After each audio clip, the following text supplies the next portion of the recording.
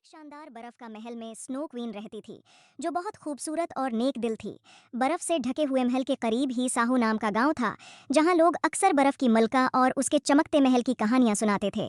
उनमें एक बहादुर सी लड़की थी, जिसका नाम नूर था, जो बर्फ के महल जाने और बर्फ की मलका से मिलने का ख्वाब देखती थी। एक दिन नूर ने बर्फ के महल जाने का फैसला किया।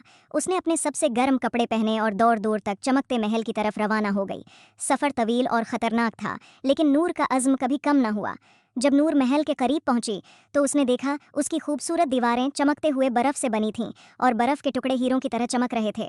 वो बड़े दरवाजे के करीब पहुंची। नूर ने दरवाजे को छुआ तो एक परी नमोदार हुई। कौन हो तुम और यहाँ क्यों आई हो? नूर ने कहा, मैं बर्फ की मलका को देखने आई हो। परी ने कहा, उसके लिए तुम्हें एक फूल लाना होगा, तभी ये दरवाज़ा खुल सकता है।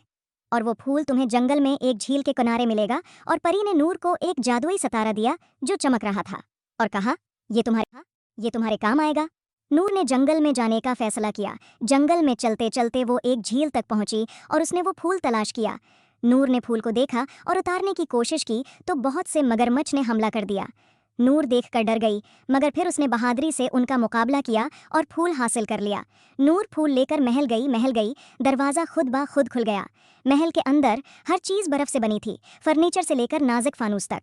अचानक बर्फ की मलका जाहिर हुई, जो खालिस सफ़ेद लिबास और बर्फ के क्रिस्टल का ताज पहने हुई थी। खुश आमदीद नूर, मैं तुम्हारा इंतज़ार कर रही थी। तुम्हारी बहादुरी और अज़्म ने तुम्हें यहाँ तक पहुँचाया है।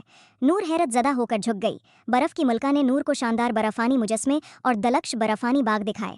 जब सूरज गुरूब होने लगा और बर्फ पर सुनहरी रोशनी बिखरने लगी, तो बर्फ की मलका ने नूर को एक खास हार दिया, एक बर्फ का लाकट जो जादुई रोशनी से चमक रहा था।